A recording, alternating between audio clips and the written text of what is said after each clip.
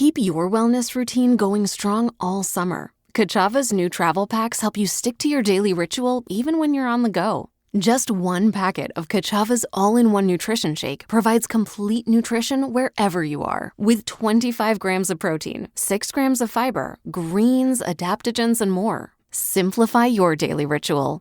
Go to Kachava.com and use code NEWS for 15% off. That's KACHAVA.com, code NEWS. A home for the Prime Minister as questions mount about plans to bulk buy condos in Vancouver. This is Now You Know. I'm Rob Snow. Going beyond the headlines. Now You Know with Rob Snow on News Radio. Despite it being the first week of summer holidays for office holders in Ottawa, the politics of housing are dominating the week in the political bubble. After leaking it out to the news media that news would be coming on the future of 24 Sussex Drive, once the official residence of the Prime Minister of Canada, Mark Carney took the wraps off his plan today to restore the home. 24 Prime Minister said 24 Sussex is an important symbol for Canada and must be preserved. 24 Sussex Drive is more than a residence. It's greater than a mere backdrop to history. It's a symbol of the public office of the head of our federal government and of the democratic traditions that office represents. And yet, it has not been cared for with the respect that it deserves. The Prime Minister announced there will be a national design competition to restore the home. A panel of experts will pick a winning design, and the winning Canadian firm will both design and build the new residence. The winner is to be announced by Canada Day of next year. To help pay for the costs, the Rito Hall Foundation will be responsible for running a fundraiser. The Prime Minister said he will never live in the new 24 Sussex Drive, but he said he has a responsibility to leave things better than he found them. Canadians rightly expect their leaders to take decisions where the benefits may only be realized long after they're in office. And this is the type of decision we're taking today, because good stewardship demands it, and because Canadians rightly expect it, and because the future of our institutions, all our institutions, depends on us leaving them better than we found them. We have to apply that principle comprehensively, not selectively. 24 Sussex wasn't always the official residence of the Prime Minister of Canada. It actually didn't get that designation until 1951. Louis Saint Laurent was the first Prime Minister to live there. Prior to that, Prime Ministers lived in private homes, either rented or owned. One example in Ottawa is Laurier House. Both Wilfrid Laurier and Mackenzie King lived there. It's now a National Historic Site. The leader of the Conservative Party, Pierre Poilievre, isn't all that interested in grand plans for 24 Sussex. At a news conference at the National Press Theatre, Poilievre said Canadians are more interested in affording their own homes rather than thinking about where the Prime Minister lives. I really don't think about it at all. You know, I just think when I go around this country and I meet so many people who can't afford a place to live, when I see the homelessness on our streets and I see the young people who are desperate to start families but can't get a house to do it, I just think the last thing on our minds should be 24 Sussex Drive. It's not just the Prime Minister's residence that's been occupying the press gallery this week. It's also Mr. Carney's plan, along with the Premier of British Columbia, David Eby, to have the government buy thousands of empty condo units across Vancouver and turn those units into affordable housing. It's been under the microscope since the Prime Minister announced it last week and said developers can't sell at a loss. Demand, developers are stuck. They don't want to sell at a loss. They can't afford to hold those empty units indefinitely. This condo purchase plan has led to fierce backlash from affordable housing advocates on the West Coast and from the Conservative leader, Pierre Poilievre, who calls it a bailout for developers. And why is he bailing out these condo developers who've made billions over the last several decades? Well, and I quote, "The developers don't want to sell at a loss." Who does? But somebody's going to lose money. right? The government inflated the housing market into a bubble, and now the bubble burst. So who's going to pay the price? Mark Carney wants you, the welder, the waitress, the barber, the small business person, to pay through your taxes to bail out his developer friends. Not true. According to Prime Minister Carney, he denies that this is a bailout. We start, as we always do, with Canadians. We don't start with developers. We don't start what?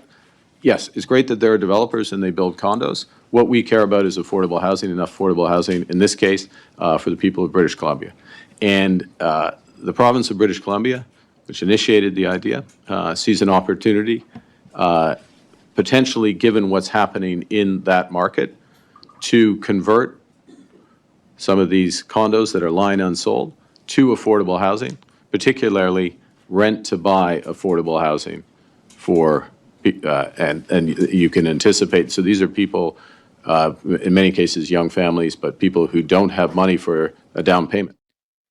Expect next week to be dominated by Canada Day festivities across the country, and with the politics of Alberta as federal politicians descend on Calgary for the Stampede, the greatest outdoor show on earth, opens 1 week from today. I'm Rob Snow. This is Now You Know. This is News Radio. Now You Know with Rob Snow continues on News Radio. With our expert in communications, crisis communications, political communications, branding, and leadership, Barry McLoughlin is the president of TLC, Transformational Leadership Consultants. Barry teaches at the University of Ottawa's Professional Development Institute and at Cape Breton University's Shannon School of Business. And that's where he is today, on Cape Breton Island. You lucky boy, Barry. How are you? Absolutely. I'm sitting here looking out over Sydney Harbor, very calm waters. It's a beautiful day, and we're very happy to be here. Actually, we do our one-day course tomorrow at the Shannon School of Business that you mentioned, and that course is called Get Your Message Across in an Age of Uncertainty. We already have something like 70 people signed up, and looking forward to meeting all of them. And there's still room for a few more, by the way. So that's the Shannon School, cbu.ca/events. Got to get that last-minute plug in. Anyway, it's great to be here. Great to be here. Very good. And I'm so glad that we could connect today. Now, back in Ottawa, there's news about your hood, Barry. This is your part of town up around this area of Ottawa where 24 Sussex is and where Rideau Hall is, the home of the Governor General, and lately the home of the Prime Minister as well with Rideau Cottage. And that's because 24 Sussex has been abandoned for the better part of 10 years. Stephen Harper was the last Prime Minister to live there, of course. Mr. Trudeau never lived there. Mr. Carney says he will never live there.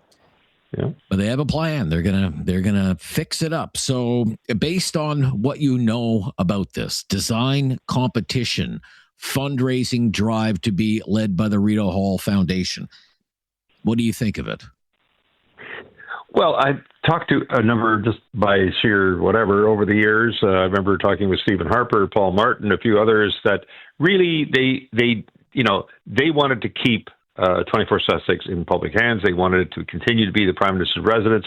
The history of it was the number one reason. It needed a lot of work, some denial of some prime ministers. Oh, no, that's fine. It's fine. Doesn't need anything. Even as the rodents apparently were nesting in there. But they always knew it was political dynamite to do anything about it. That's why it's, 10 years now, it's just been let to rot. Justin Trudeau wasn't going to touch this with a barge pole. That's what's happened. And at some point, somebody has to make a decision. So here, obviously, Prime Minister Carney, he's doing it in a very interesting way. He's making sure everybody knows, I won't be living there. I'll be long gone after this is done. Well, I don't know. We'll have to see about that. But, he knows that if he made an announcement that my wife and I will be moving in here, look out. They always knew he's not stupid about that. But he's trying to distance himself from that through this competition et cetera, et cetera. And, right now I think people are not angry about it. I think they're kind of like, aren't there other priorities? I think that's really where they've kind of settled. Yeah, see, this is one of the questions that I have for you, Barry. Okay, so this is a bubble story. This is a classic Ottawa bubble story, and I'm guilty of being wrapped up in it because I lived in Ottawa for more than 30 years, and I've seen all of this unfold over the last decade or so. I'm just wondering, like, you're on Cape Breton Island today. Like, if you were to go to New Waterford or go to Glace Bay or Dominion or someplace, I wonder what the reaction would be to this news. What's your sense of things? I mean, really, it's beyond the scope of what the average person is even thinking about in terms of their own family, their own needs, their own community. And they see this as way down the list of, if it's even on a list, of priorities of government. All prime ministers have known this, okay? So that's why they let it go to rot and ruin. It's going to be far more expensive to fix than it would have been 20, 25 years ago. So now I think that he has to be very careful about this. If there was an announcement today of the latest $1 million donor, look out. It will get worse and worse and worse. So I think you're going to see that list, all of them together a year from now. That's important. By the way, they don't want to be paying $50 million or whatever it's going to be. They want to know that most of this is going to be taken care of, not by the taxpayer, but by donors. And we have to be careful about donors. The Trump thing, oh my gosh, that's right. That's it. If I could just interrupt there, Barry, because the Prime Minister was asked about this, and this was one of the questions. If I had been in that news conference today, I would have asked this. Like, look at what's going on with the Trump ballroom. Okay. Do you want super wealthy people donating to your renovation project? In the U.S., it's the ballroom. Here we have 24 Sussex, and good on Ashley Burke from CBC for asking this. Let's listen to a little bit of this here. Next question. Good morning, Prime Minister. Ashley Burke, CBC News. You're going to be crowdfunding to restore one of the most famous addresses in the country. What conversations did you have about what could go wrong? I'm thinking possible foreign influence, perceptions that wealthy donors could be currying favors to the government. And how specifically do you plan to address that? Will you make the list of donors public? Will you put limits? Great. Thank you for the question. First, let me go through a few. The list of donors will be public. There will be a limit. The limit will be, the Rideau Hall Foundation will make the final. We'll make this public, but the thinking is the limit would be 10% of the overall amount raised or a specific cap. Individuals and philanthropic organizations, no corporate donations. As I said earlier in French, the way the process is designed is that's good. So no corporate donations, individuals and philanthropic organizations only, and the donors will be public. Okay, and no corporate donations. Okay, some of that is good. Some of it I still have questions about. What about you? Well, I mean, really, what are you buying when you put, let's say it was 10% of the total. Let's say it's $50 million. I'm pretty confident it's in that area. $50 million. That means you get to have a limit of $5 million. What do you expect for your $5 million? Get invited on the donors list here? Are you going to get invited to anything? Or maybe you'll never see the light of day at 24 Sussex if you give them that much money. Do I get to go to the ribbon cutting, shake some hands? Yeah, I don't know, maybe. Network. But I'm just saying that is a very delicate question, especially now. You mentioned that about Trump, and I hope he doesn't plan for a bunker under there because that'll just kill the whole thing. Okay. When we come back, the politics of hockey, as the Ottawa Senators lose their captain to Florida. But there are bigger issues at work than just one simple hockey trade. This is News Radio. There is no question Rob won't get answered. Now You Know with Rob Snow continues on News Radio. Back with Barry McLoughlin from TLC Transformational Leadership Consultants. So big news in our town, Barry, involving the National Hockey League. Ottawa Senators trade their captain in Brady Tkachuk. He's an American, of course, brother of Matthew. He's off to play for the Florida Panthers. Now, he was also on Team USA, winning the gold medal in the Olympics over Canada. Everybody remembers that, and the post-Olympic stuff with the phone call with Donald Trump and being feted in the Capitol. Look, in Ottawa, you can't go 10 yards without, seeing a Canadian flag. And I think and I've heard that it really didn't go over well.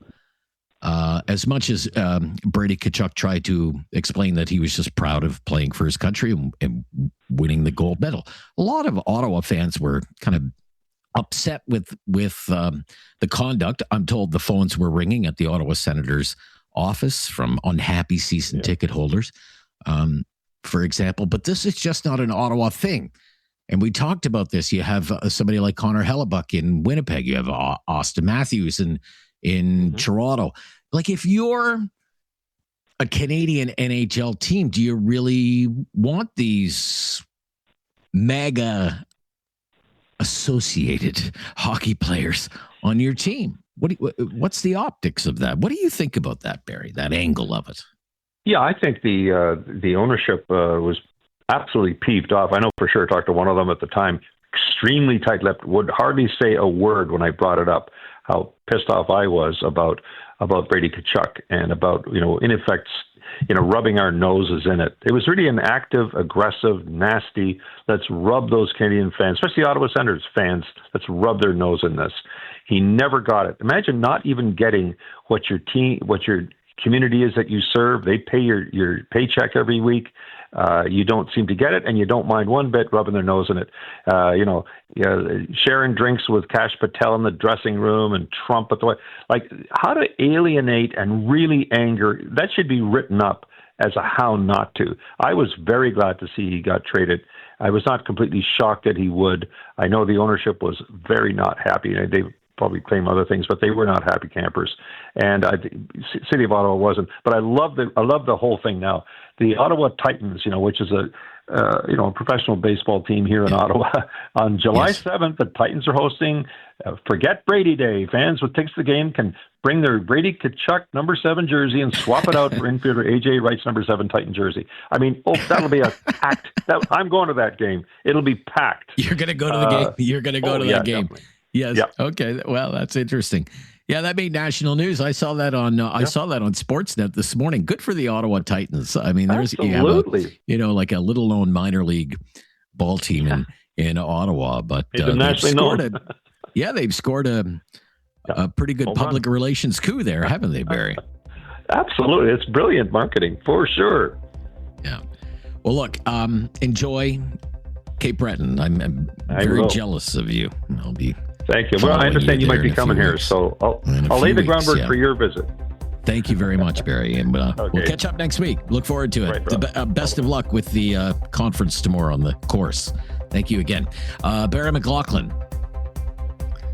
in Sydney, Nova Scotia today. Tom Korski's in Ottawa, minding Ottawa's business from Blacklock's reporter. And he's coming up next here on News Radio.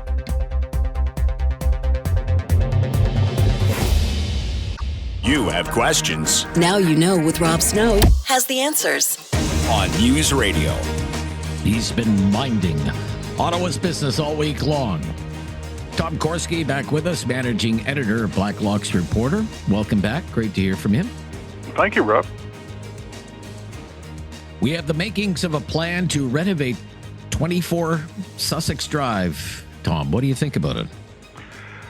Well, it looks a little fishy. May I be candid? You always are. The state of the property, by the way, what they never mention is they always make it sound like there was a house fire. 24 Sussex has been under federal management since 1943. That's the largest landlord in the country. The Department of Public Works managed that building into the 1980s. And they drove it right into the ground. And I mean, this is federal management. Joe Clark's wife, about 40 years ago, wrote a very credible book about heritage buildings managed and mismanaged by the Department of Public Works. It would make Jesus weep what they did to these buildings. I digress. Rob, they are going to hustle donations from corporations through the Rideau Hall Foundation. That's an Ottawa charity that is backed by the taxpayer with $10 million in federal grants. Who used to be a director of the Rideau Hall Foundation? Prime Minister Mark Carney. What did the foundation do when he was a director? They hustled donations from federally regulated companies like Power Corporation to install an artificial ice rink at Rideau Hall. This is when Trump does this, media foam at the mouth. But this has inside dealing written all over it.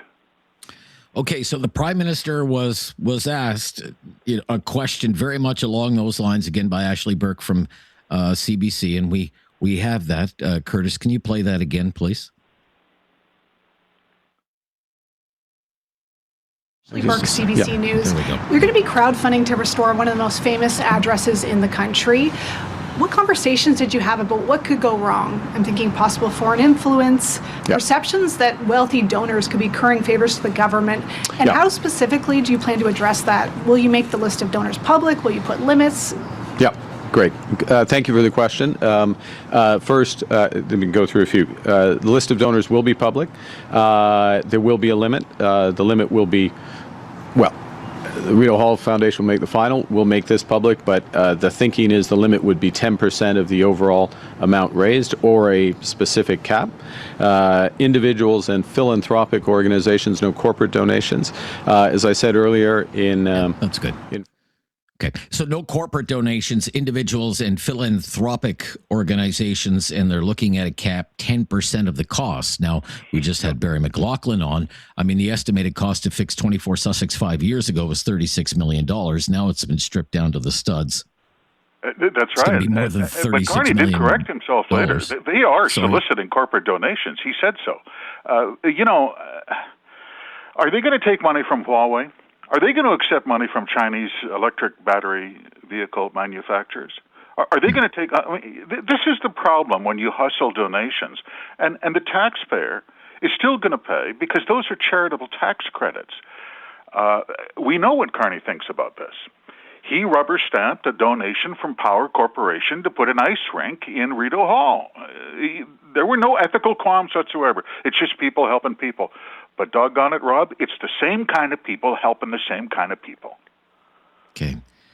I've always had this crazy idea that we already have another official residence for the Prime Minister on the Quebec side in the Gatineau Hills, Harrington Lake. And you know, Tom, because you've been keeping tabs on it. I mean, they spared no expense, especially during the Trudeau years, of fixing that place up. I mean, how much did they spend on that? 11 million or something? Oh, absolutely. And 1.4 million. You say, how is that even possible? Maintenance at that residence was $20,000 a month. Right. How is that even possible? The Harrington Lake was used to be Diefenbaker's fishing cabin. He liked to go fishing. He was a very enthusiastic angler, Diefenbaker. And in fact, he once served fish at a state banquet that he caught personally. How many prime ministers can say that? Not too many. Well, my goodness, we've gone from the days of thrift and love of angling to $20,000 a month in maintenance. It's high living. Yeah. Well, I remember you and I discussing the kitchen reno that they did. And it was $730,000 to renovate the kitchen at Harrington Lake. Yeah, I'd love it. I still see that, and I'm like, gosh, that must be some kitchen. I'd love to see that kitchen. It must be awesome. But just bigger picture, because, I mean, you spent so much time down there in the parliamentary precinct. This is the tourism season. Now, tourism is so vital to the Ottawa local economy. We love it that people come from all across the country and take in their nation's capital, come and enjoy Canada Day. I do sometimes, when I'm in town, I kind of lament the way things look right now, because if you think about where the Parliament buildings are, I mean, both sides of the street, it's like the never-ending construction zone, Tom, because there's a multi-decade, multi-billion-dollar renovation happening to the entire parliamentary precinct. Take, for example, the center block of Parliament Hill. I mean, how long is that supposed to last, and how much is that going to cost by the time all is said and done? I think it's like 14 years or something. It was originally 10 years and $3 billion. No one believed that, by the way. This was so notorious There was a former public works minister, Diane Finley, who said was just snorted when they came up with 10 years and $3 billion. He said, no, there's zero chance. And so the 10 years has been flexible. The last I heard was now we're heading into exactly 11, 12 years. Who knows? Things happen. And the $3 billion, that's yesterday. That's not even close. No one spends money like these people. Yeah. Once they're done of that, by the way, they're moving on to the Supreme Court down the road. And there's a $1 billion plan to fix $1 billion to fix up the Supreme Court of Canada building. Just so you know. It's interesting. I'm going to keep this short, Rob. I once had a contractor tell me when they built the Supreme Court, they did the drainage off the roof on the interior wall. So in other words, not eavesdropping or any spouts outside. They ran it down inside an outer wall. And they say when it rains, the Supreme Court, it smells like the jungle in the Amazon. Ooh. Like you can just, because you can imagine 60 years of leaves and deadfall, rodents. Yeah, it's apparently really, it only looks good from the outside. We're amazing it hasn't sunk into the river yet. Okay, Tom Korski is with us, and we're just getting started. He's with us every Friday, minding Ottawa's business, but we're going to go to BC, talk about the condo bailout, what Tom wants to know, and what the Prime Minister's been saying about it so far. This is News Radio. No question goes unasked or unanswered. Now You Know with Rob Snow returns on News Radio. Back with Tom Korski, the managing editor of Blacklock's Reporter. So the plan is you have 4,700 empty condominiums across the Greater Vancouver area, just sitting empty. Government wants to buy some of them, say half, around 2,000 or so, and turn them into affordable housing units. What do you want to know about this one, Tom Korski? Does the Prime Minister have shares in Metro Vancouver condos? Because he did in Toronto. And he was not a passerby. He was chair of a company, Brookfield Asset Management, that had extensive and costly investments as a speculator in commercial and high-rise residential development in the Greater Toronto area. And in fact, in the 2025 campaign, the New Democrat Party described him as a bad landlord. There were complaints about rent increases, et cetera. So very simple question. This is an admittedly contentious proposal that presents an obvious benefit to all condo speculators in the Metro Vancouver area, but does it happen to personally enrich the Prime Minister? This is the problem, Rob, when you want to be leader of a G7 country and hang on to your stock portfolio that runs to 16 pages. And that's where the Prime Minister is.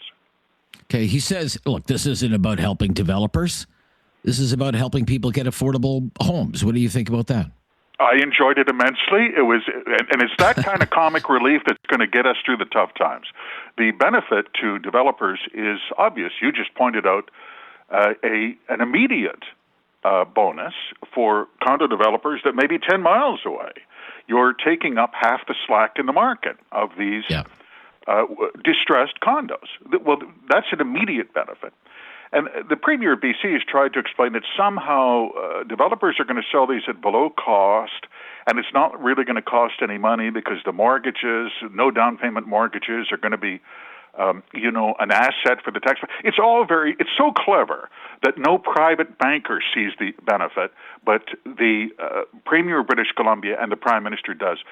Rob, I have to tell you, I'd be surprised if the feds proceed with this because it just doesn't sound right. Okay, let's talk about, there's a government worker, a public servant, and they're supposed to be politically neutral. Okay, civil servants are supposed to at least present as politically neutral. There's clearly someone who is not politically neutral working at Statistics Canada, and yet it seems the government will not tell us who this person is. What is going on here? StatsCan doesn't want to discuss this. This is a Statistics Canada crew leader. The agency will hint that there is an internal investigation underway, but you don't need Hercule Poirot for this case, Rob. This is a crew leader. Her name is Cristina D'Eduardo. and in her personal Twitter profile has some pretty profane and vulgar things to say about Jews and Israel. Some of it you can't even say on the radio. Some of it she described as a genius idea, Hamas terrorists' use of motorized hand gliders when they killed and kidnapped Jews in Israel on October 7, 2023, including 8 Canadians. This is interesting because this is such a problem in the public service to one degree or another. The Treasury Board actually issued a directive on this last year. We've cited a couple of federal employees who have been caught up in it. What did the directive say? It said that even if you post under a pseudonym or on a personal account, don't fool yourself. You are exposing yourself to criticism, ridicule, and perhaps a career-shortening move because you work for all the people of Canada. And you ask yourself, does my opinion constitute an opinion of a government policy or program? Why is that important? And Rob, it doesn't matter how many memos they send out. There's still going to be cases like this. It's an outrage. Yeah. Why is the government opening an office in Phoenix? That's an excellent question. We wanted to know, too. They won't say, and they won't say how much. Right. This is a waste of money. The Department of Foreign Affairs admitted so when they closed the office in Phoenix 14 years ago. It's just a waste of money. We have so many offices and consulates and trade offices in the United States.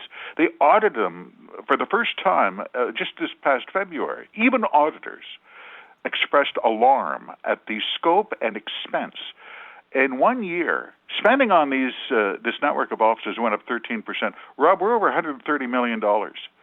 Offices in Detroit, Phoenix, Palo Alto, Dallas. Yes. I mean, it goes on.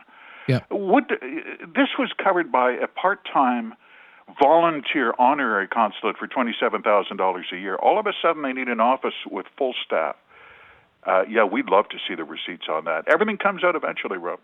Yeah. Okay. We'll be right back. A few more minutes with Tom Korski, the managing editor and Blacklock's reporter, with us every Friday here on News Radio. Critical thinking is not dead. Now you know with Rob Snow. Returns on News Radio. Tom Korski back with us, managing editor, Blacklock's reporter. Well, Canada Day is just around the corner. People will be thinking about their Canadian flags. How do I get one of those flags that has flown atop the Peace Tower, Tom? What's involved with that? This is a piece of cake, Rob. It's delightful. All you have to do is write the Department of Public Works, submit your name and address, and say, I'd like one of those free flags. That's it. Oh, there is a waiting list. What's the waiting list like? It's 100 years. 100 years, okay. It is literally a 100-year waiting list. So I'm going to write them today. Rob Snow requests a flag. The flag that flew today in commemoration of my conversation with Tom Korski about flags atop the Peace Tower. And I'll get that probably around June of 3036. It's going to be great. Now, if you have friends, now you might be able to jump the queue, but that starts to get a bit complicated. Yeah. If you are someone of notoriety or you have accomplished something notable, you're not going to wait 100 years, right? No, absolutely not.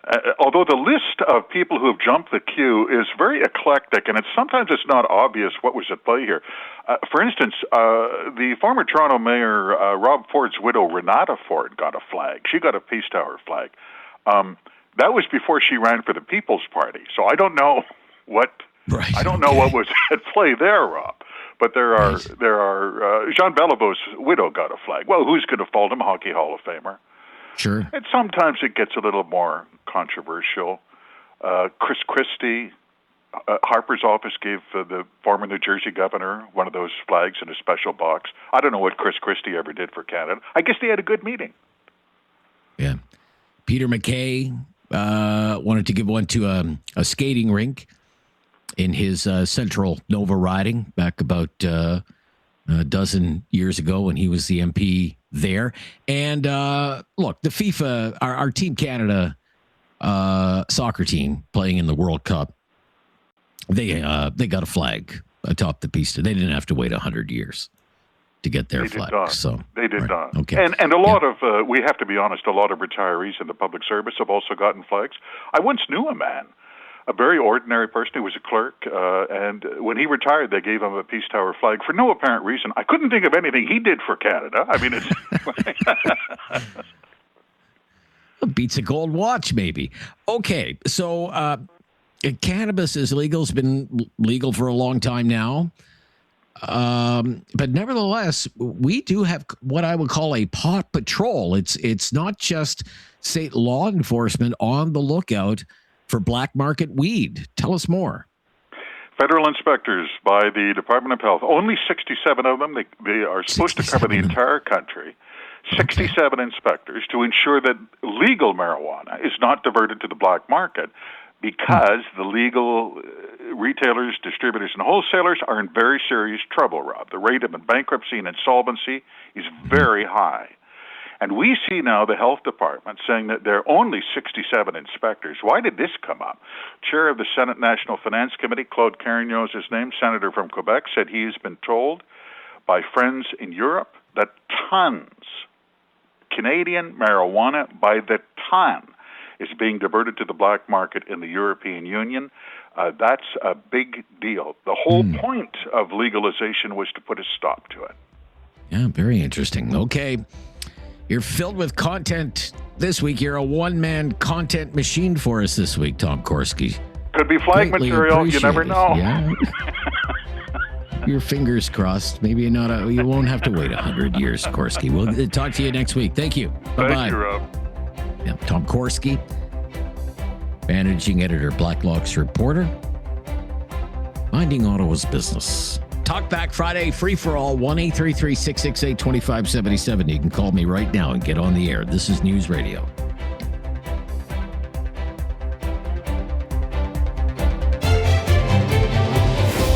It's time to talk back. On Now You Know with Rob Snow. Call now. And have your say. 1-833-668-2577. Welcome to Talkback. It's 2 hours of debate and discussion on the big issues of the day, and today is the Friday free-for-all. We don't come up with the topics on Friday. We have a few ready to go as conversation starters, but we always prefer to know what's on your mind. So what is on your mind on this Friday? What do you want to talk about? If you want to talk about something that's been in the news, there's always news. Certainly lots of news this week, lots of news today. If you want to talk about something that you think should be in the news, you feel free to raise it here. Whatever it happens to be on this Friday, it can be serious or not so serious. Phone lines are open right now, and all of our phone lines are open right now. 1-833-668-2577, 1-833-668-2577. And if you've never called before, just mention that, and we'll make your call a priority. That number again, 1-833-668-2577, 24 Sussex Drive. That's the big story in the news today in Ottawa. Like I said, this is one of the Ottawa bubble evergreen stories. Okay, it's evergreen because it's been in the news off and on for decades. And today, the Prime Minister, Mark Carney, announced the plan to fix up the place. And we'd like to know what you think about the plan to fix up the place and whether you think it should be fixed up at all, whether you think it's a worthwhile project for the government to be doing at this particular time. Because some people are questioning whether the government should be, really dedicating any time to this at all right now. This is going to be a fundraiser handled by something called the Rideau Hall Foundation, which is a charitable foundation, supports whatever the Governor General of the day happens to support. And there will be a jury that will pick a winner from bids submitted by Canadian firms and Canadian firms only. And all is to be revealed in about a year from now around Canada Day. Now, as I have mentioned already in this show, one of the questions that I had bouncing around in my head since all of this hit the news a few days ago is about this fundraiser and how this is actually going to work. Because I've been thinking about the Trump ballroom and all the controversy about the Trump ballroom, because part of the controversy with the ballroom is that private donors are helping to finance that project. The U.S. government's going to put some money into that, but also there's going to be money coming from wealthy donors. And I was wondering, well, how is this going to work with 24 Sussex Drive? I mean, are we going to have wealthy donors or big companies making donations to this project to rebuild the Prime Minister's residence? Obviously, you would think with the expectation, hey, I make a big donation to rebuild 24 Sussex, maybe that pays dividends for me somewhere down the line. So the Prime Minister was asked about this today, again, by a reporter with CBC News, Ashley Burke. Let's once more listen to this.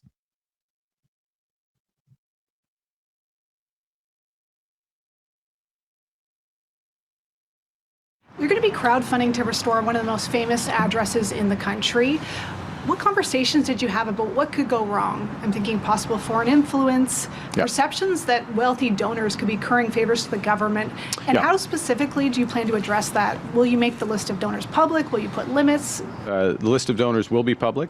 There will be a limit. The limit will be, the Rito Hall Foundation will make the final. We'll make this public, but the thinking is the limit would be 10% of the overall amount raised, or a specific cap. Individuals and philanthropic organizations, no corporate donations.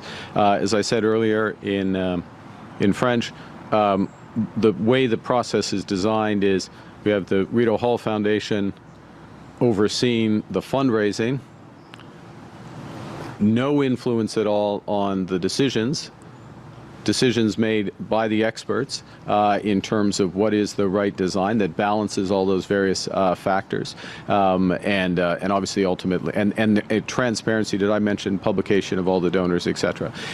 So that's the process. I want to thank as well. I'd like to acknowledge this again. That's good. That's good. Thank you. Thank you. So what do you think of this? There's going to be a list of the donors. It will be made public. All of the donors. I think that's good. He says no corporate donations. I think that's good. Individuals and philanthropic organizations only. And there's going to be some kind of cap. Now, the Prime Minister said, doesn't sound like anything's finalized just yet, but the thinking right now is that the cap on a donation, an individual donation, could be as much as 10% of the fundraising goal, or whatever happens to be raised, or whatever the project cost is. 10% seems rather high to me, because the last cost estimate to fix up the place was $36 million, and that was back in 2021. So it's certainly more than that now, you would have to think. Say it's 40 million or 50 million. You know, I would ask you, are you comfortable, say, with a wealthy individual or a family foundation, a foundation founded by an extremely wealthy family in Canada? Weston Foundation, for example, being able to contribute $4 million or $5 million to the restoration of 24 Sussex Drive. And just how comfortable are you with something like that? Or say some tech bro, some tech multi-gazillionaire, or a mining magnate who wants to donate $5 million to the project. Would you be okay with that? Because that sort of gives it a Trump vibe, I think. I was thinking of a nationwide fundraising campaign, getting all Canadians on board, and maybe there's a donation limit of $2,000 or whatever the limit is these days that you can donate to, say, a political party. I don't know how crazy I am about someone being able to donate millions of dollars to this project, but that's just me. What about you? That's the plan, and the plan is in motion. That's just one story that's been in the news this week. Plenty more we can get into with your help. It's the Friday Free-for-All Talkback. If you've never called, give us a call today. Love to hear from you. 1-833-668-2577. And you take the lead. You start the conversation today. This is Talkback. I'm Rob Snow. This is News Radio. Have something on your mind you want everyone to know? Call now. Hello. 1-833-668-2577. It's Talkback on Now You Know with Rob Snow. It's not just any talkback. It's a Friday free-for-all talkback. So you take the lead today. We start with Linda in southern Alberta. Hello, Linda. Hello, yes. Thanks for taking my call. Yeah, you're welcome. After listening to your speaker today again about what Carney's up to and everything, I'd prefer to just talk about something else because that just makes me sick. Anyway, I was just going to clarify on when the teachers strike in Alberta, and you would somebody had wondered about their strike pay. Yes, strike pay. Yeah, well, yes. They didn't get strike pay. That's ATA what I reported at the time, that they weren't getting strike pay from their union. Yeah, the ATA opted to pay their health benefits so they wouldn't lose them. But now the strike is over. The ATA is having them pay it back. So now they have to pay back. I can't remember whether it's $40 or $80 a month until their funds are replenished, I guess. So that was that. And they're paying the money back to. They're paying money back to the union? The ATA. Yeah. So they have to replenish that fund. I see. Right. So yeah, until that's replenished now, so they and the Alberta government is now saying, well, they think there's enough kids that really do speak enough English in the classes, so they're reneging on some of their promises too. So teachers didn't win at all. And how do you feel about this move to claw back some of what little they were given while they were off the job? How do you feel about that? Well, it's just constant. They're still taking away from them. So yeah, I guess you have to ask the young teachers that are struggling to try and make it as a career. Okay, thank you for that. 1-833-668-2577. 1-833-668-2577. Somebody brought that up a couple of weeks ago, and I suggested we do some follow-up. I don't think we ever did. Maybe we should, to get to the bottom of exactly what is going on there. Let's go to, stay in Alberta. James is in Calgary. Hello, James. Hello, sir. Thank you for taking my call. You're welcome, James. What's on your mind? I just want to remind the rest of the country, the last time that the government got involved in buying condominiums in British Columbia, it was called Athletes Village, and that was such a mess. It involved the amount of money that was owed to trades for years. It was in litigation, and no one made any money off of it. A lot of tradesmen ended up paying out of their own pockets to do the work for the government when they said that they were going to do it. So you take it with a grain of salt when these guys say that it's not going to cost anything, that the developer is going to give to them for nothing, there's not going to be carried costs for the mortgages, because it's not true. It's absolutely not true. This is political posturing for Edie to stay in power and for Carney to look like he's actually doing something. But at the end of the day, it's going to cost everybody in this country to buy 2,000 condos in Vancouver. Well, I guess what I'm wondering is this an appropriate policy? Is it an appropriate policy? Okay. I don't think for a second that the federal government should be involved in purchasing privately pre-built condominiums in a massively overinflated market for low-income housing. Okay. Because the rationale is, and I'm not saying I buy into this, I'm more inclined to see things your way so far. We have a housing crisis. People need places to live. They need affordable places to live. And the government says it wants to build that kind of housing anyway. So let them build it. Why are they buying pre-built? Well, why? Let them go nuts. Let them go crazy. Pardon me. Excuse me. If I could just finish, I'm sorry. Please. Okay. Why have the government build it when you have 4,700 empty condos sitting there already? Why not convert some of that to affordable housing? The units are built. Well, they're sitting there empty. That's all fine and good, but how are they ever going to balance out the purchase of those affordable units when the market value for each one of those units is 3 times the regular rate for what affordable housing goes up for in Vancouver? You're talking about $800,000 a condo. You're not talking about $250,000 for an affordable unit in a funded building from the government. You're talking about $800,000 a unit, right? And so the developers are already sitting on that. They're already writing off the trade costs for that. They're already built. And so why would the developers in their right mind say, well, we're going to give it to you for exactly what it charged for us? And apparently there are developers who have been lobbying for just this because they can't move the merchandise. So it makes me wonder, well, what price, if there is an agreement to be had for 2,000 condos from the federal government, I'd like to know, what's the price point? Are they paying $800,000 for a condo? Are they paying $500,000? Exactly. I'd like to know too. I'd like to know what they're going to do. We don't know that yet. They already own condos in the buildings that they're talking about, and how badly they're going to get devalued by this happening in the first place. Yeah, and then there's that as well. I said yesterday, sir, and it's good you're paying attention to it. If they plan to buy 2,000 condos at $500,000 each, condos you say are easily $800,000, that's $1 billion expense for the taxpayer right there. Is that a money well spent, or is it money well spent? Thank you for your call. See, that's how it works on the Friday free-for-all.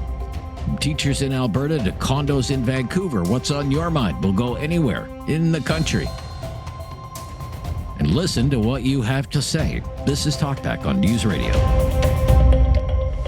Have something on your mind you want everyone to know? Call now. Hello. 1-833-668-2577. It's Talkback on Now You Know with Rob Snow. Talkback on a Friday. That's the Friday free-for-all Talkback. Wide open line, open topic. Rick in Dartmouth. Hello, Rick. Hey, good afternoon, Rob. Look, there are a few places you can go to get good information like you can get at the Rob Snow Show. And I'd like to pass one of my favorites on. You might be familiar with the journalist / former armed services guy, David Creighton. David Creighton, sure. Yeah, I used to interview David Creighton from time to time, as a matter of fact. That's what I thought. I thought so. So anyway, you might remember a couple weeks ago, I sent a list of American military / CIA retired people that are on basically multiple spots on YouTube and that do an analysis of the American position and the wars in Ukraine and Iran. And one of my favorites is Colonel Douglas McGregor, who was at one point in Trump's first term, he was an advisor to Trump's people, but he didn't last too long. They didn't like what he had to say. So that's what I like about him. And so David Creighton had Colonel McGregor, Douglas McGregor, on his show. So that's what I'd just like to point out to your listeners. If you want to hear Doug McGregor at his finest, there's a Canadian source on YouTube. It's on Creighton's Right News, I think it's called, his podcast. Okay. So right. That's all I wanted and what did to say. What did you take away from that conversation? Like, what did you take away from it? What was interesting about it for you? It wasn't particularly Canada related, but it was the big picture of how badly the United States has basically screwed up in attacking Iran. And Colonel McGregor firmly believes that it's the, I don't know if you've been allowed to say it, the Israeli lobby in the United States that, made Trump do it somehow. Nobody knows exactly how. But this is this is not a secret among, most of the people who do analysis. But his interview was it was similar to all the other interviews with McGregor.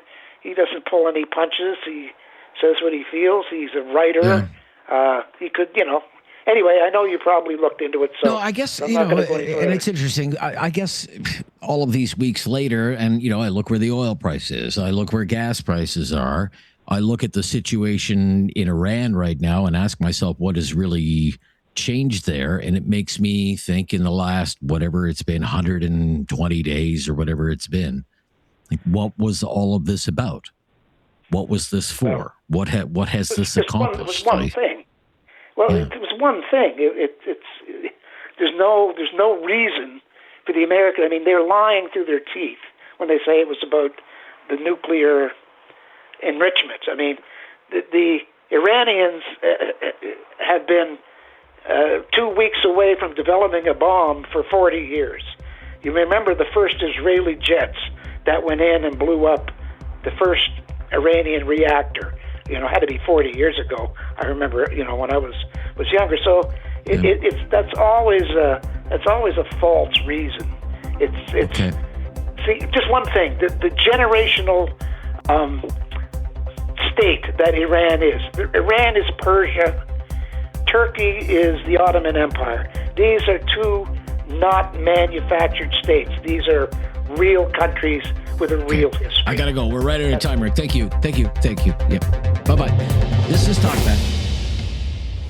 Have something on your mind you want everyone to know? Call now. Hello. 1-833-668-2577. It's Talkback on Now You Know with Rob Snow.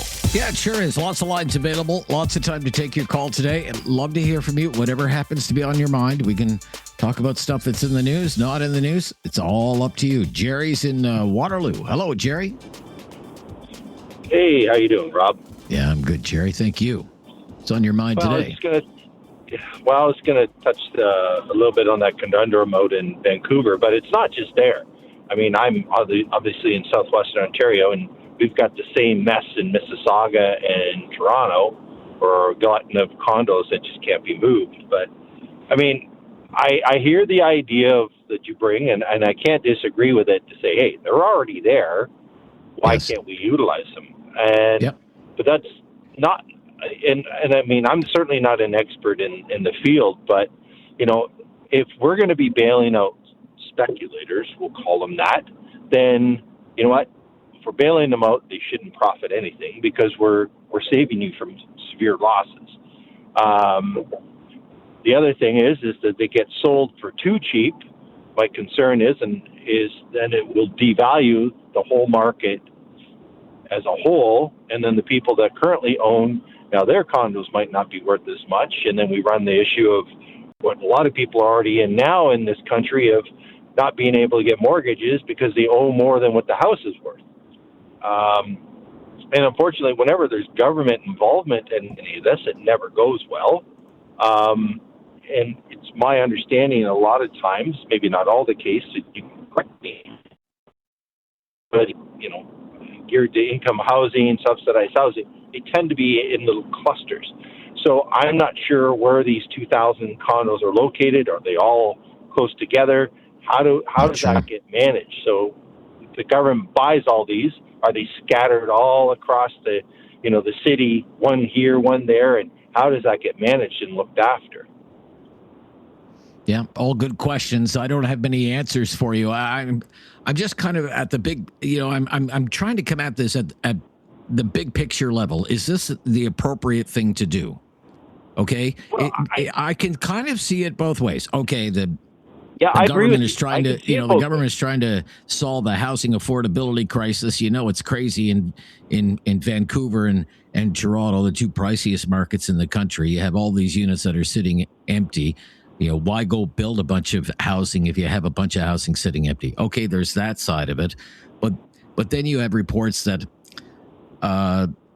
liberal donors were lobbying for this.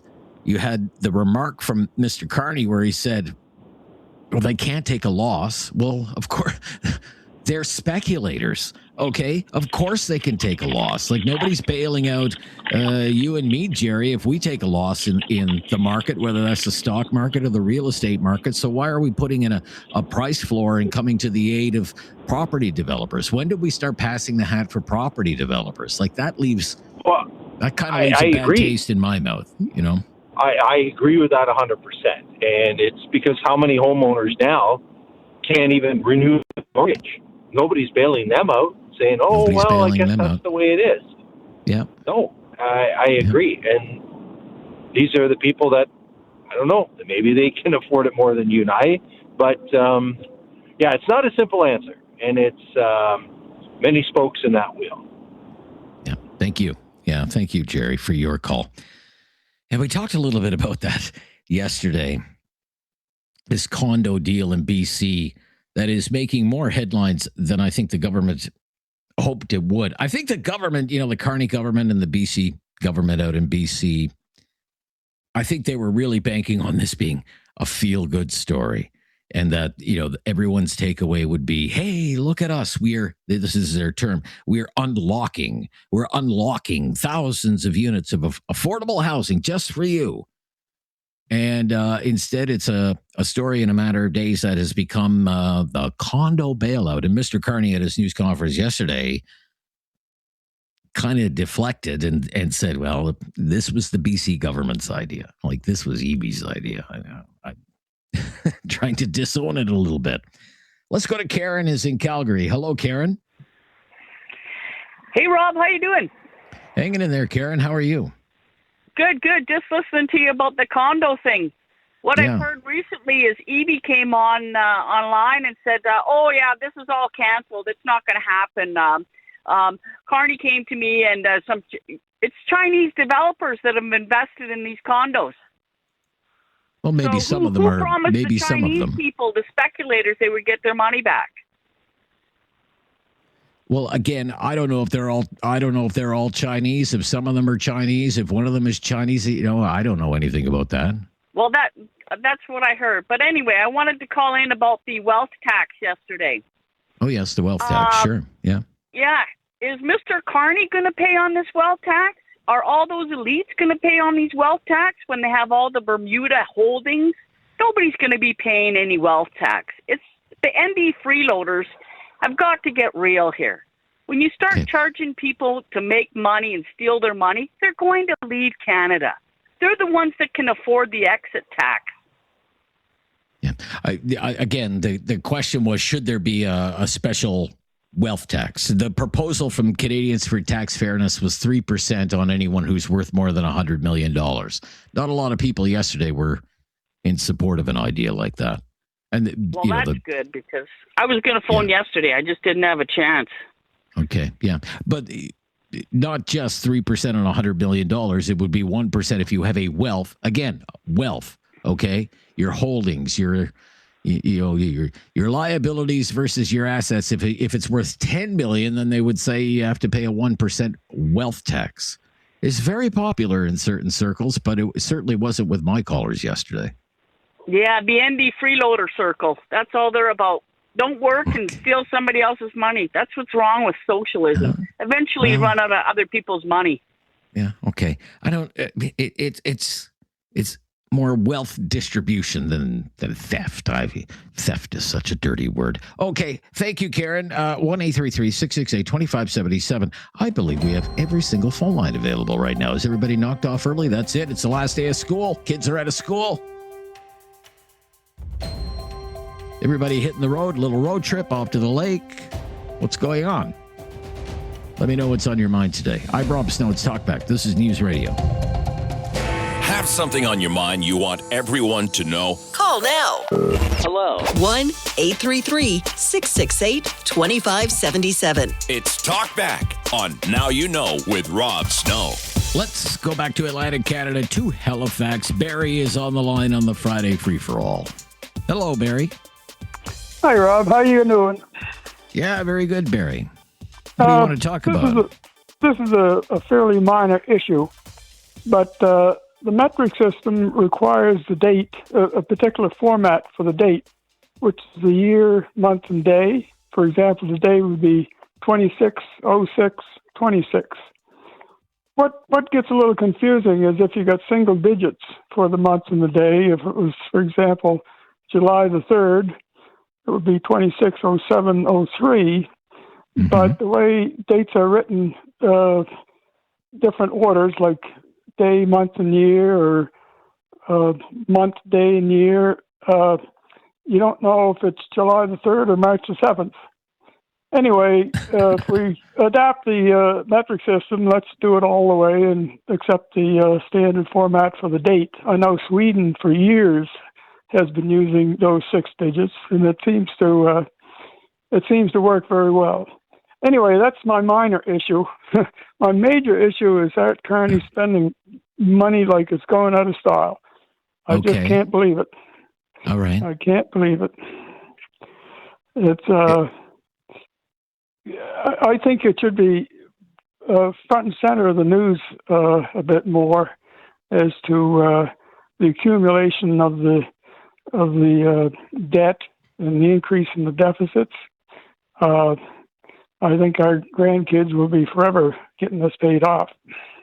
Oh, grandkids. Yeah. And their grandkids. Yeah, exactly. Yeah.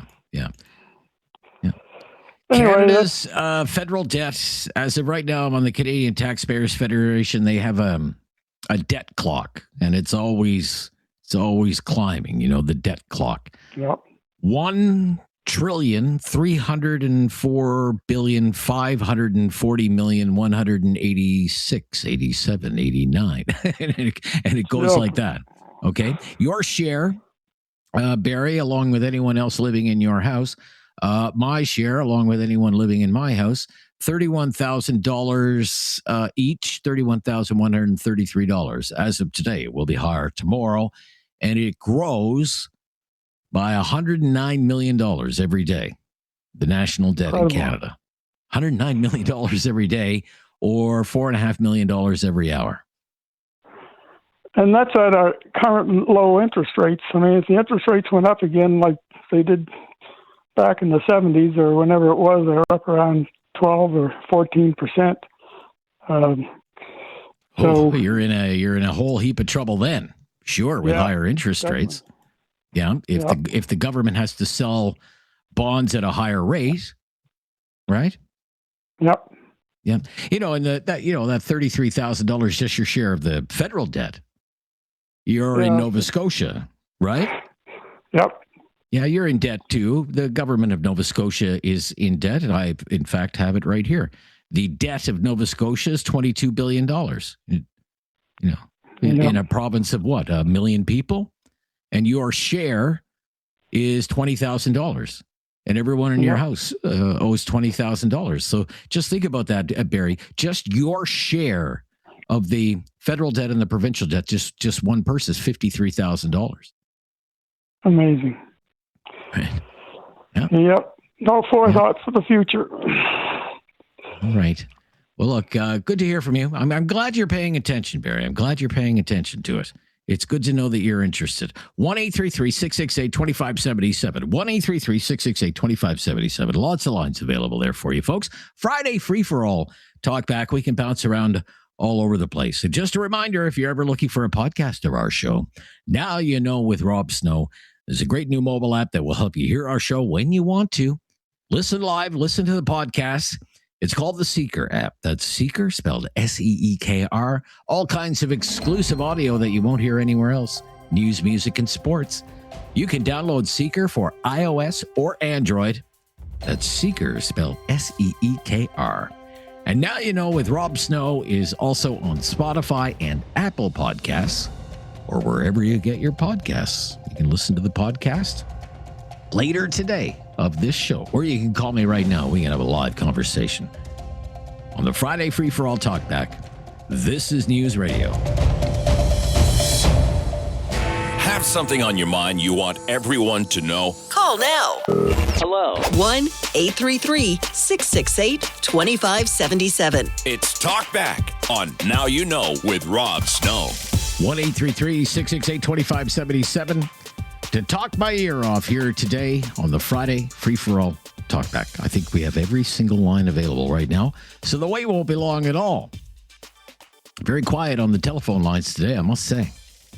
We have been talking all week about this condo bailout in BC. Certainly like to know as we close out the week, if you have any closing thoughts on it. I mean, you have 4,700 condos sitting empty. They're built there. They're just sitting there. Nobody's living in them. Nobody wants to buy them. Apparently at the price that they're going for. And there is the prospect of property developers going going belly up.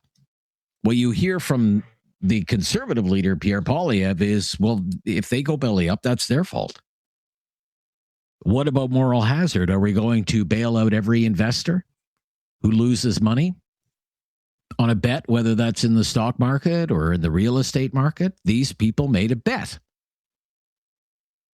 Their bet was that the Vancouver housing market would go up forever and demand would be unlimited, and that they built thousands of condos thinking people would gladly buy them, either to live in them or to rent them out or let them sit empty and appreciate and value and then unload them.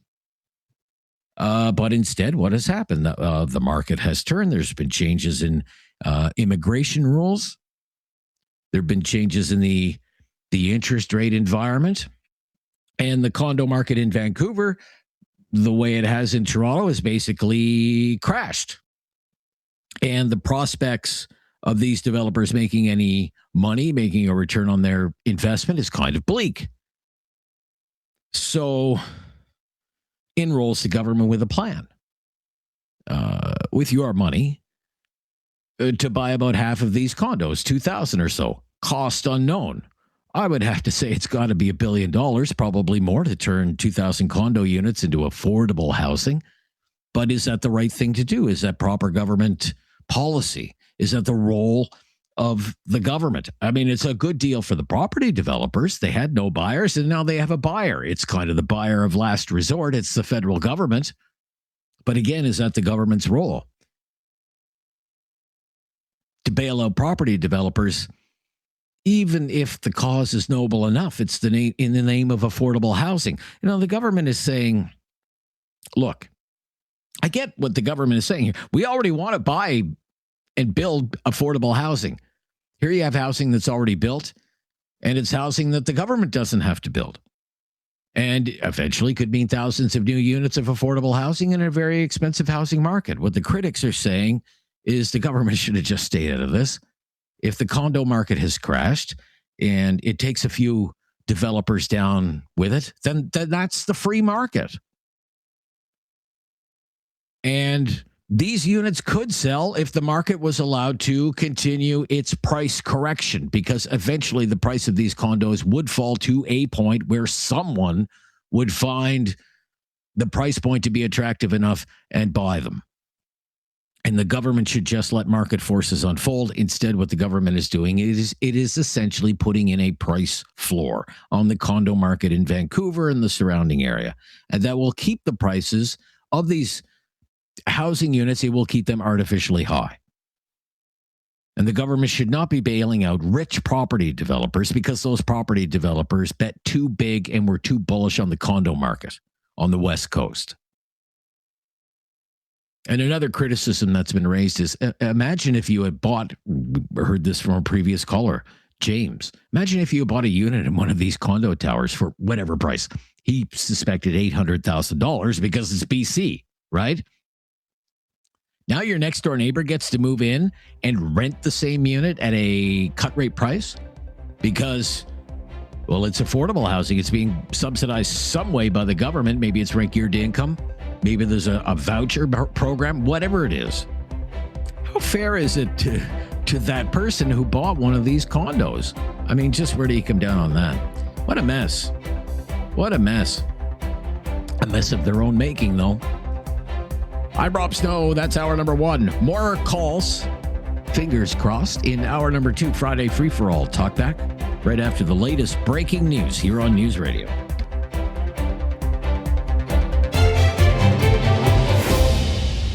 It's time to talk back. On Now You Know with Rob Snow. Call now And have your say. 1-833-668-2577. Hour number 2 of Talkback Friday. Free for all, last hour of the week for us. Wide open on topics. You start the conversation. We'll see where it goes. Reza in Calgary. Hello, Reza. Hi, Rob. How are you? Hanging in there, Reza. What do you want to talk about? Yeah, about the condo situation. I don't know if has any other caller pointed out, but the way I understand it, are these condos even suitable for this purpose? Because I think it's most of the condos are like kind of on the luxury end. These are the materials used in them, the location. I don't know if they're meant to be for affordable housing. Is that a good decision? Idea. Well, is it a good decision? Yeah. Is it a good decision? Whether they're bare bones condos, shoeboxes in the sky, or whether they're more on the, the high end side. Is this the role of government? That's the big question. Is this the role of government? Yeah. That's the thing. I don't think so. Whenever, as far as I know history, whenever government interferes in real estate, rental market, things don't go as planned. That's what I heard. Okay, you're kind of breaking up there, Reza. You're kind of breaking up there. I'm going to have to move along. Thank you, though, for your call. Good to hear from you. To Halifax now. Joe is on the line. Hello, Joe. Hello, Joe. All right, Joe's was there, and now he's not there. Dan in Sylvan Lake, Alberta. Hello, Dan. How you doing today, Rob? Hanging in there, Dan. How about you? How are things there? About the same, son. About the That's same. Good. That's good to hear. So, in regards to the bailout for the condos in Vancouver, there's a couple of things to consider. One, you said you had 4,700 units that are sitting empty. Is that correct? That's correct, yes. And we really don't have affordable housing in Vancouver. So if the government is going to do this, then I think they should be just paying whatever, they should be buying them from the developers at cost. At cost, okay. And in order to not lose the value of the people that have already paid $700,000 or $800,000 or whatever, make it a 35-year mortgage at 2 or 3%, so people can still afford them. Because the problem is that people can't afford them. Right. But that way, it would have to be a government loan to the people that qualify, of course. Yeah. And it would the Prime Minister floated just yesterday. The Prime Minister floated just yesterday that I guess the thinking behind it would be some kind of rent to own thing. I don't know how that would work. But well, and even that is a good idea, as long as it doesn't drop the value for the people who've already bought.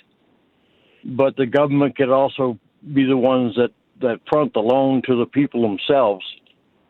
Buy these directly from the condo people at cost. They don't make a ton of. They don't make any money on them. It should be brought out what it actually costs to build them, and that's what they get. They break even. It's not really a bailout if they break even. And you got 4,700 units for people that may not be able to afford them yet. If the government steps in and says, "Okay, we're going to rent the home," then but you make the payment directly to the government. That's your landlord. That way, I'm just wondering, I'm no expert, and we can throw it out there together. Maybe somebody who knows more about this kind of stuff than you and I do. Let's say, because a previous caller said these are probably $800,000 condos in Vancouver. If they're $800,000, you say, well, buy them at cost. What does it cost to build an $800,000 condo? I don't know. I don't have any idea. It's not $800,000, son. Right. Because at $800,000, the developers have got their profit margin in there. Sure they do. Yeah, but as I say, even say they buy them for $500,000, which would be a pretty steep discount, and still, that's the developer leaving $300,000 per unit on the table. It's a pretty steep discount. Is that their margin of $300,000 per unit? I don't know, but I don't know either. That's still a $1 billion. It's still $1 billion outlay. It's still $1 billion outlay. Yeah, from the government. Yeah. What a mess, eh? But then you divide that $1 billion by 4,700, and what do you come up with? I don't have my calculator with me. Neither do I. I'm just saying that there's 4,700 units there that could be turned into affordable housing. If it's done right, they don't lose any value. It takes people an extra 10 years to pay for the extra or whatever, but give them a lower interest rate so they can afford it. Because it's just gotten to the point where I don't even know how the kids today are going to even afford to buy a house, let alone be a first time. Yeah. These condos would not be a first-time buyer option. Not in my mind, anyway. In a city like Vancouver, I mean, the modest condo is the starter home. That is the modern starter home these days. For many young Canadians, the condo is the starter home. Right. That's their foot into the housing market and try to build some equity. Right. Unfortunately, the market has turned. There are quite likely people, and you read these stories in the Toronto media all the time of people who bought condos. Unfortunately, during the rush, during the pandemic, fear of missing out when the interest rates were so low, and they are with their mortgages and with their the condo fees and taxes and everything else.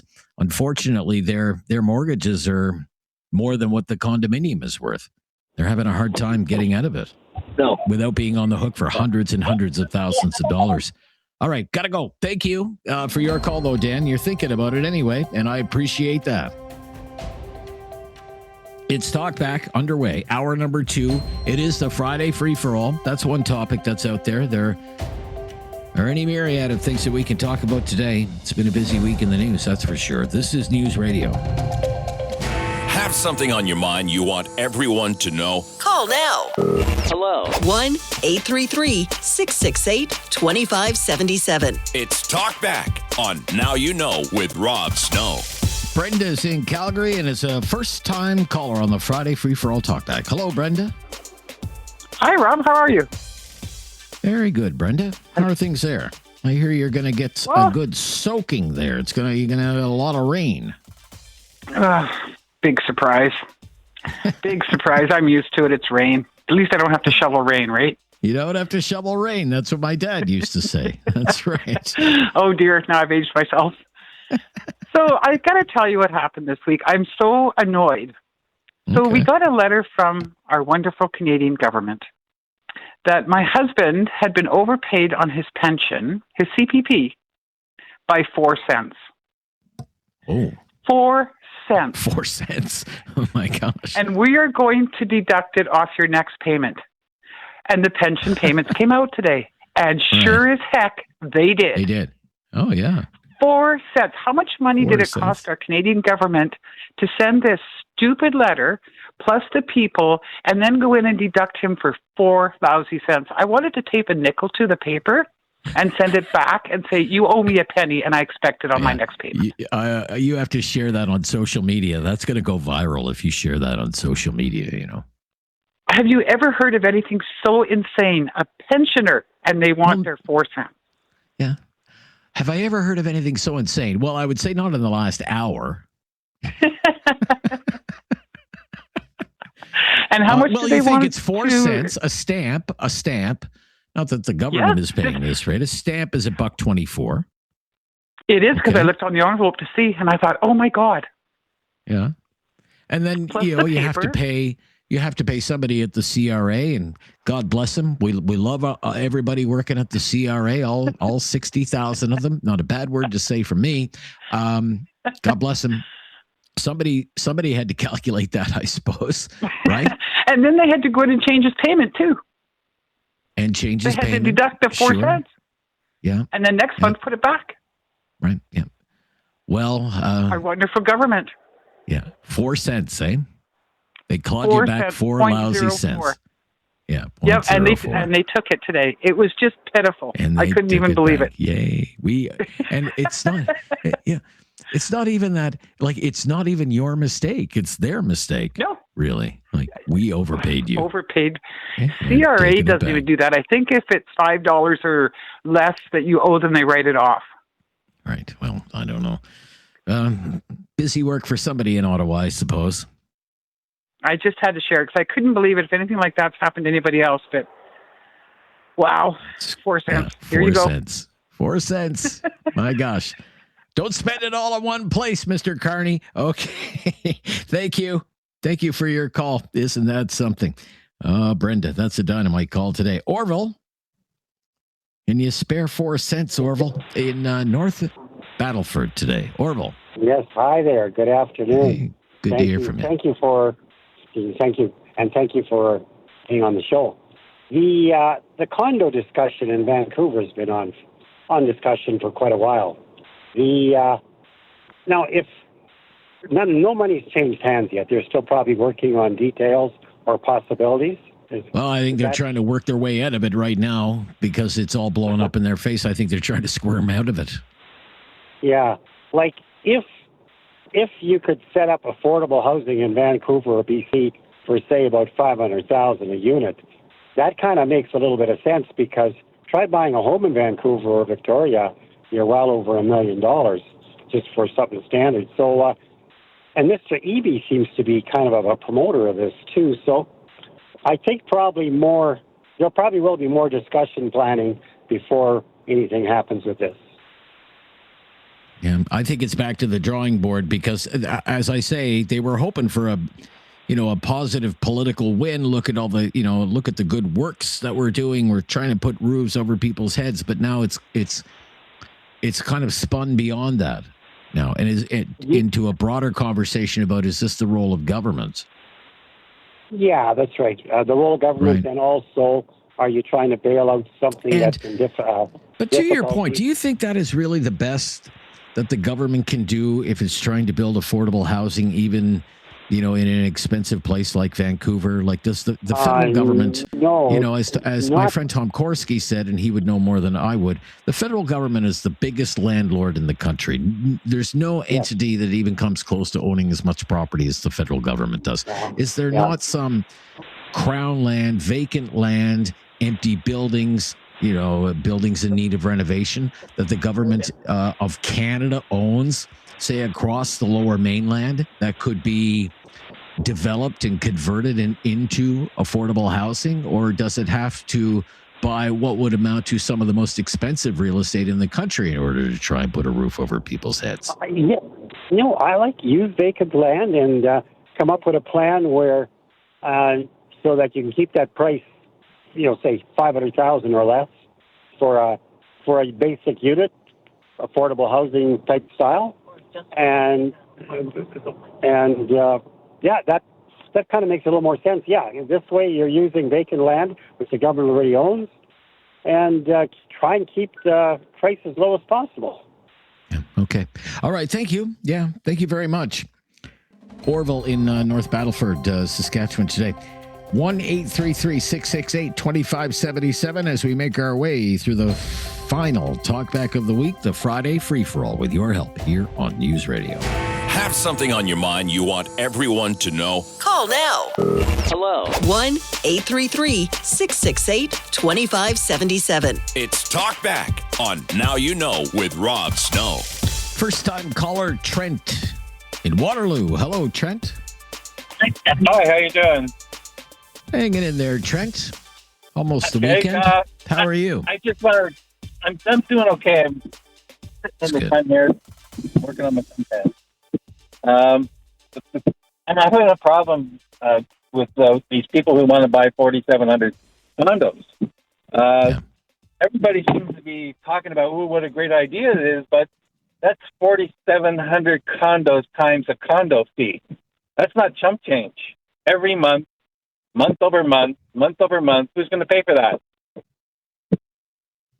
Well, I don't know if the tenant is going to pay for it, because they're going to be, as I understand it, converted into rental apartments. They're not going to be then the condos. rent's going to include the condo. Well, I suppose. Yeah. I mean, and your guess is as good as mine. They're not going to buy all 4,700 of them. By the way, the plan was to buy 2,000 of them, if the plan is still on. Because I'm not even sure if it's still on. Times $1,000 a month, 2,000 times $500 a month, month in, month over. Like, they'd rather put the money towards helping homeless people or something. Okay. Well, one assumes they might be. No, I appreciate I appreciate it, sir. And it's not as though everyone who's called this show is all in favor of it. There's been a lot of criticism about it, So yeah, but you're not on board with it. Then. No, I just on the condo fee alone. If there's no condo fee, maybe. But somebody's what do you suppose? Fee. Because maybe you would have better insight than I would. On an $800,000 condo in Vancouver, what do you suppose a condo fee would be? I'm thinking $500-600 a month. easily. I think it's higher than that. Maybe. Depends. It probably doesn't even come with a parking spot, right? No, And most if of it them did, don't. Yeah, right. So it's like, what do you want to spend your money on? You're going to spend $1 billion, spend it on people that actually need, not friends of some politician that wants to offload condos that they can't sell. amen. Yep. Get no disagreement from me, Trent. Thank you. Going to let you go. A bit of a touchy cell phone there. Back to Calgary. Nikki's in Calgary. Hi, Nikki. Hi, how you doing? Hanging in there, Nikki. Yep. How about you, Nikki? Same, just hanging in there. I just want to bring up the hypocrisy of Danielle Smith and our noise bylaws in Calgary. She is the first one to say about other branches of government not stepping into certain things. Like the federal government, she wouldn't even let the federal government have a dental plan here. So her writing a letter and giving our city council till Tuesday to change the bylaws is unbelievable. It's ruined my whole day. Like the hypocrisy is just it's illegal. It's absurd. Okay, so you're saying Danielle Smith keeps telling other levels of government, like Ottawa, that's none of your business. Stay out of our business. We'll do our own thing here in Alberta. And yet when it comes to like a municipal issue, like noise from a concert, for example, that's a municipal issue. Like a noise bylaw is a purely municipal issue. Like what business of it is, and I agree with you, of the provincial government to be, butting into what amounts to a municipal issue. Yeah, I tend to agree with you there. I don't know if it would ruin my day, but I agree with you. I don't live close enough to hear it, but I do pay taxes, and this deal was made behind closed doors because they knew the residents around there would not allow this. They paved over a green space, and then all of a sudden said, we signed a 10-year contract with Cowboys. It is offensive, but I just can't believe even Poilievre speaking up too. They need to stay in their own lanes. Okay. So I just wanted to say that today. Cheer up, though. Cheer up. Don't let it ruin your day. Okay? Friday, I'm happy now. Okay. Yeah, don't sweat the small stuff. Don't sweat the small stuff. All right. Be right back. Busy day of news. We'll bring you up to date on the latest drama in Calgary affairs, the noise bylaw debate. That was the biggest story in Calgary all week, just round-the-clock coverage of that. Everybody had an opinion on that. We can get into that if you want. This is News Radio. Have something on your mind you want everyone to know? Call now. Hello. 1-833-668-2577. It's Talkback on Now You Know with Rob Snow. And just to follow up on Nikki's call where we left off, noise from concerts. I mean, this was the news story, the local news story all week in Calgary. Actually, a nice change of pace from all the talk about separatism and the referendum. A nice local bylaw dispute. Municipal officials saying these concerts have been too loud.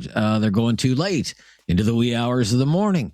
And some people, I guess, party a bit too much. They don't behave themselves, and they make a nuisance of themselves and annoy their neighbors. And we have to rein things in. Lots of complaints. You heard it from the mayor. Lots of complaints. Curtis has some audio of the Mayor Farkas. Can you play some of that for us, Curtis? They are plainly trying to take advantage of the noise and misinformation around this topic. Just 2 days ago, Country Thunder told City News that things were going well and that the city's noise rules would not affect its event. Our curfew for our festival has always been 11 p.m. So blaming a midnight music cutoff is absolutely bogus. But it's crystal clear Country Thunder made a business decision that cannot be blamed on the city noise rules. The changes are modest. Calgary still allows outdoor music later than anywhere else in North America. Together, we're going to put on a safe, successful Stampede that brings people together. Stampede belongs to all of us. Let's celebrate it with pride. Yeah. And I mean, the Premier, Danielle Smith, the fun police are trying to take all the fun out of things. And as the previous caller said, may have the last word on this. I mean, if you're in Calgary, I'm not in Calgary. What do you think about how it all played out? Are the, I guess, not being a local, here's what I would ask.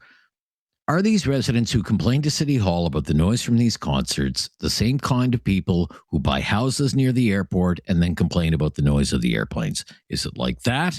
Or are these people with legitimate grievances and concerts have gotten out of hand? Has the city come up with a decent compromise, in your opinion? What if the Premier intervenes on what is essentially a local, like a hyper-local municipal issue when it comes to regulating noise from a concert? 1-833-668-2577. Around-the-clock coverage of that all week. Daryl, up next. He's in Calgary. Hello, Daryl. Hello, how are you today? I'm hanging in there, Daryl. Thank you. Hope you're well. I'm doing very well, thank you. But I'd like to give you my 4 cents worth. After that caller, yeah. Good call. Good call, yeah. Rob, I'm actually looking for information today, if you don't mind. Try my best. No promises. Thank you. I've been listening to the story about these condos and the developers and this and that. Now I'm reading online that Brookfield Management is involved in these condos as an investor. Is there any truth to that? Well, where are you reading? Are you reading this like on Facebook posts or like on social media? Or are you reading it in the news, in a news story? No, I've been reading it on Facebook, and I haven't seen anything in the news to verify one way or another. Tom Korski, who joined us in the first hour of the program, he's with Blacklock's reporter, and he told us that Brookfield Asset Management has been a large investor in both commercial and residential properties in the past. And he cited, and I remember this during the last election campaign, you may remember Mr. Singh going after Mark Carney for being part of Brookfield Asset Management, which had a reputation of being bad for what are known as renovictions. Evicting I do remember that. tenants so they could do, modest upgrades to the unit and jack up the rent by $1,000 a month. But Mr. Carney would say, I'm not with Brookfield anymore. I have no role in the day-to-day operations of Brookfield. And yes, I have shares in Brookfield, but they are in a blind trust. I don't control those shares. I don't decide when to buy them. I don't decide when to sell them. It's all hands off. I think that's how I would explain if I was in his position. Gotcha. Yeah. Okay. Well, that answers that question. Now, the two nation-building highways that are being built in northern Canada, where do they start and where do they end? Now, I don't know. I don't know, to tell you the truth. I don't have that information in front of me. I've been very lucky in my life. I've been able to travel north, and the north is a pretty big empty. So I'm just wondering how this is going to be nation building. And well, it would be nation building. I mean, I can tell you how it's nation building because you have vast deposits of very valuable materials in an area in northern Ontario called the Ring of Fire. Are you aware of the Ring of Fire, sir? So absolutely. I had Tim Hudak, used to be the progressive conservative leader in Ontario, ran an election, lost to the Liberals, told me that there's so much value in the Ring of Fire. It is essentially Ontario's version of the oil sands. Like, that's how much wealth is up there. Oh, I would agree with that. I wouldn't argue that at all, right? But I've also had mining experts who have come on and said it's like mining on the other side of the moon. There's no there's no infrastructure. This is all fly in, fly out territory, right? And there's no road. And if you're going to get there and get these materials out and especially, critical minerals, whatever the case might be, you need a road, right?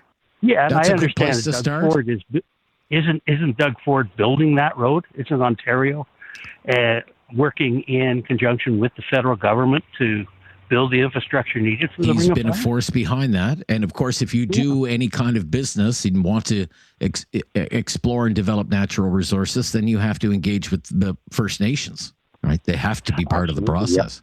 Yeah. And that's kind of where things are right now. Yeah. Okay. Well, thank you for And the I information. heard one of the politicians from the Northwest Territories when she was talking about one of the other road projects, I think Mackenzie Valley, I believe it was. Yes. I think that's saying, one of them look, that I was we're already, she said, for people who are opposed to, say, building a road or whatever, they're already spending millions of dollars every year for an ice road that melts every year. Like, there are costs to the infrastructure that they have now.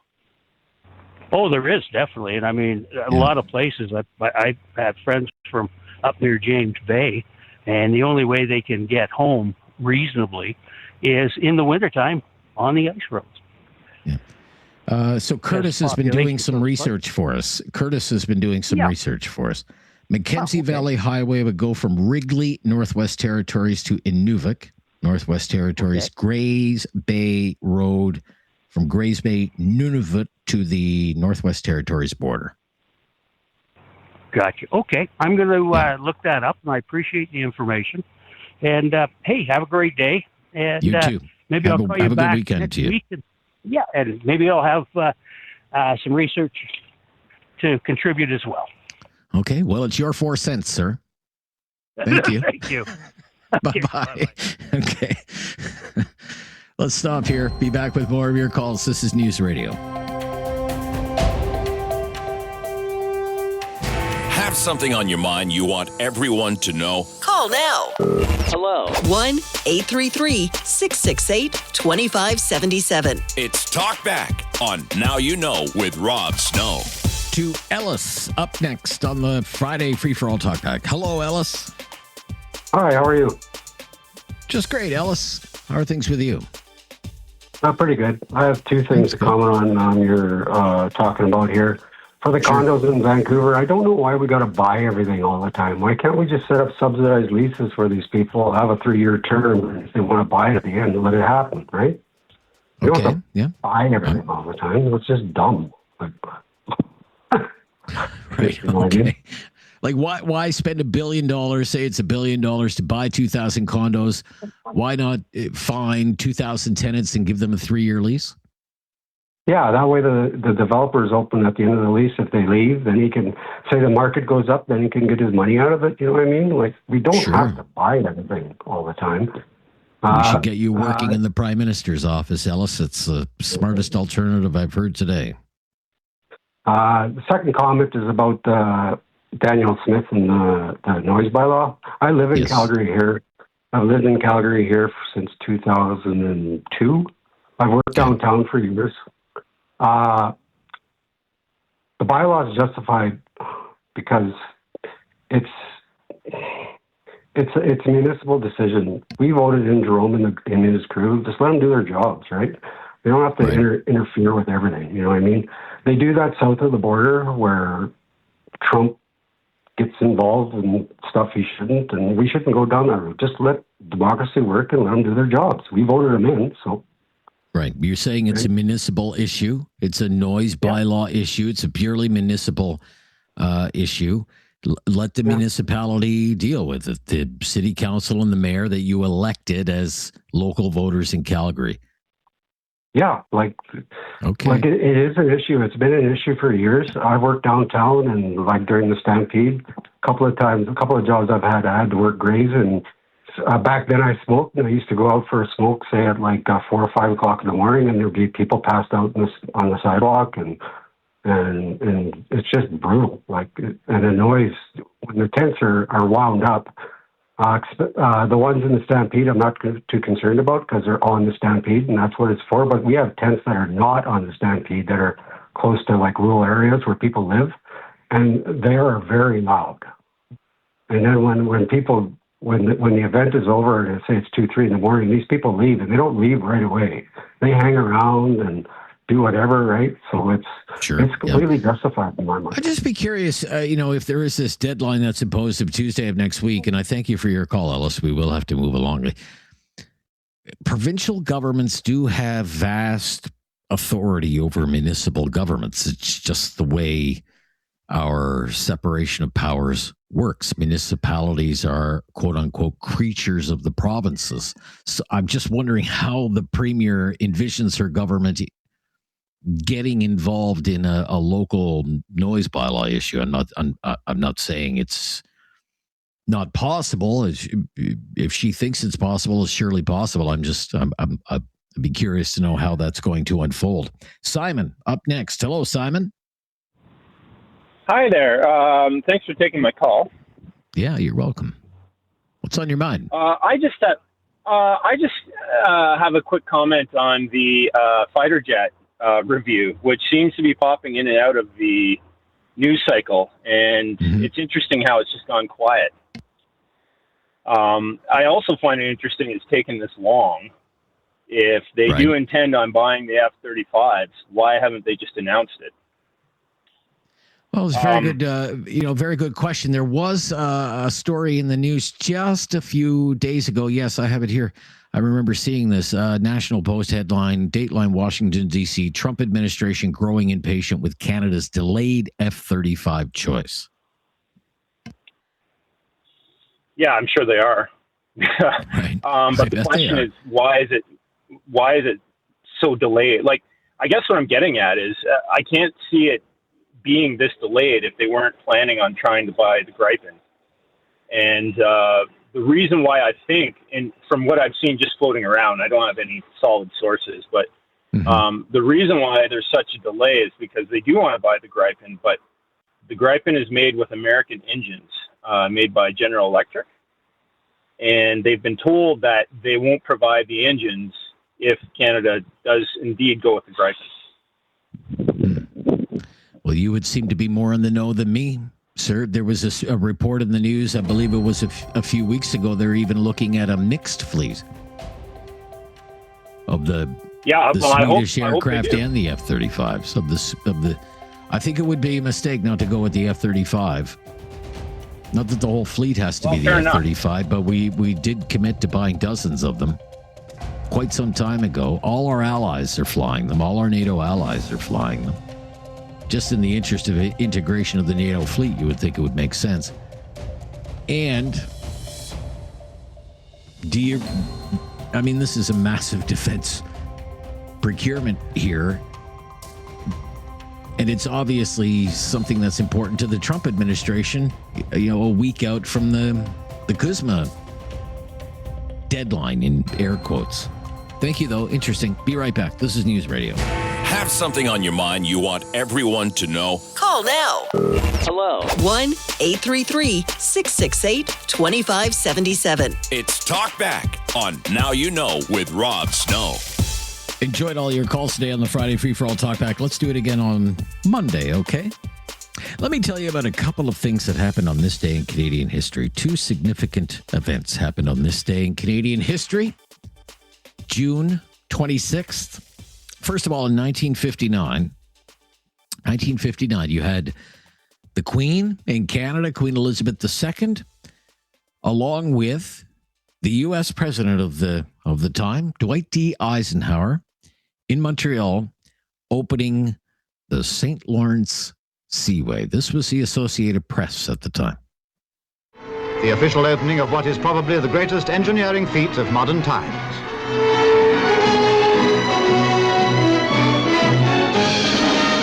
Compared with such a tremendous undertaking, the ceremony was simple.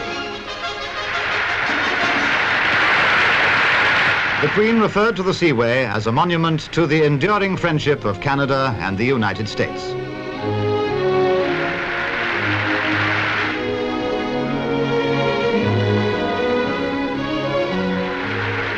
President Eisenhower spoke of the friendship of Americans for the people of Canada. Both spoke in French as well as English. St. Lawrence Seaway, 312 kilometers, built in under 5 years. Under 5 years. Construction lasting from August of 1954 until April 25th of 1959. Can you imagine? And 50 years ago today, in 1976, the CN Tower opened in Toronto. Richard Myers is a partner with WZMH Architects, which was one of the original firms that worked on the plan to build the CN Tower. This was built to really help us gain better signals for broadcasting, for TV and radio. It was originally the first piece of a much bigger vision. In 1968, the consultants, including our firm, were asked to design a master plan which encompassed pretty much most of what we know as downtown Toronto. In fact, the CN Tower is the only component that was actually built from a very, very large, ambitious master plan, if you will, of the city. Yeah, define the skyline of Toronto, still does, and just an amazing accomplishment. The total time it took to plan and build the CN Tower, which, remember, was the tallest freestanding structure in the world at the time. 40 months. 3 years and 4 months, start to finish. Yep. 40 months for the CN Tower, less than 5 years for the St. Lawrence Seaway. Both opening on this day, June 26th. Amazing stuff. Amazing accomplishments for Canadians. Back on Monday, the latest breaking news next. This is News Radio.